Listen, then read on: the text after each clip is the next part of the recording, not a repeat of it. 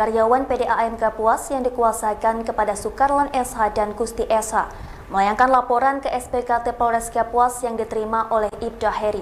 Laporan setebal 400 halaman yang menguak dugaan maladministrasi yang dilakukan PDAM Kapuas di bawah kepemimpinan PJS Direktur PDAM Kapuas Kristanto. Didampingi dua karyawati PDAM Kapuas, kuasa hukum karyawan PDAM Kapuas, Sukarlan SH dan Gusti SH melayangkan laporan ke SPKT Polres Kapuas setelah manajemen PDAM Kapuas tidak menepati kesepakatan yang telah dibuat bersama, yakni antara karyawan dengan manajemen yang difasilitasi mediasinya oleh Polres Kapuas. Putusan manajemen PDAM Kapuas nomor UM 01.11 garing Periumda Tirta Pambelum garing 84 garing 2022 tertanggal 21 Januari 2022 dianulir.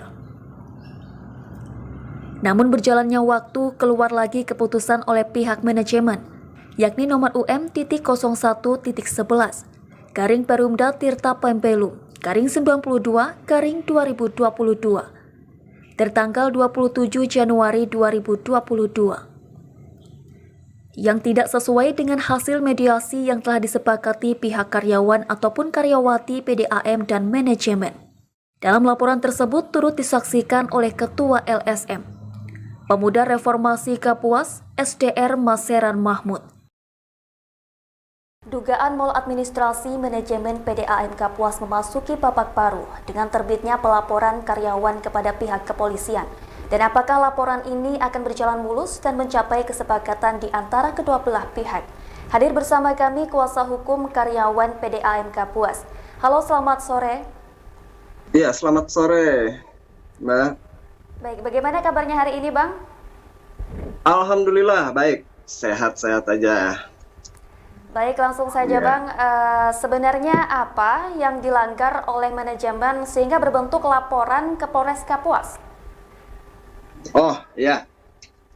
Jadi kemarin ada 138 karyawan PDAM Kapuas itu yang meliputi pegawai tetap, calon pegawai dengan tenaga kontrak meminta kita untuk mendampingi sebagai kuasa hukum.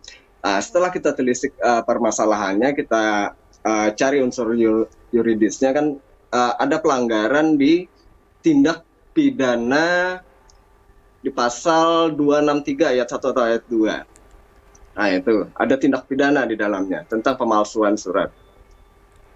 Itu, Mbak. Baik, jadi dalam perjalanan kasus ini apakah pihak tersebut dan manajemen PDAM Kapuas memberikan atensi khusus pasca laporan yang telah dilayangkan ke Polres Kapuas, Bang? Kita belum mendengar masih ada atensi khusus yang dilayangkan oleh manajemen perusahaan air minum Kapuas, Mbak. Baik.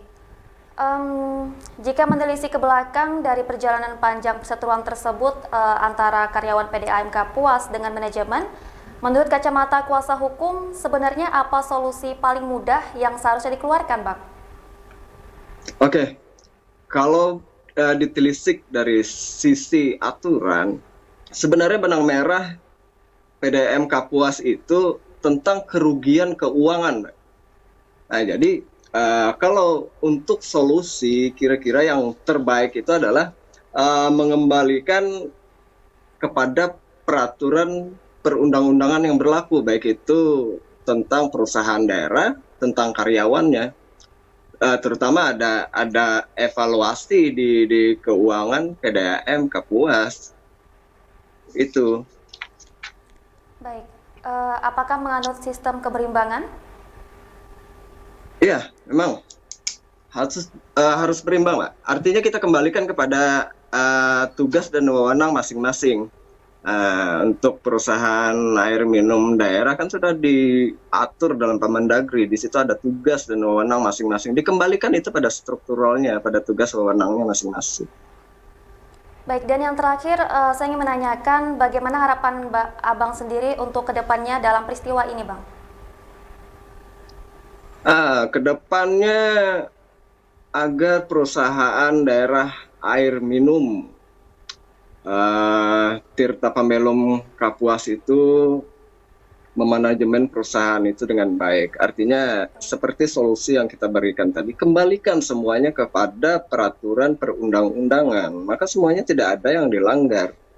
Itu harapan kita. Artinya semuanya aman kan, baik itu dari sisi karyawan, bahkan nanti apabila manajemen itu tidak berjalan dengan baik, maka akan berakibat dampaknya pada masyarakat tentang pelayanan PDAM sendiri, tentang kualitas airnya kan, seperti itu.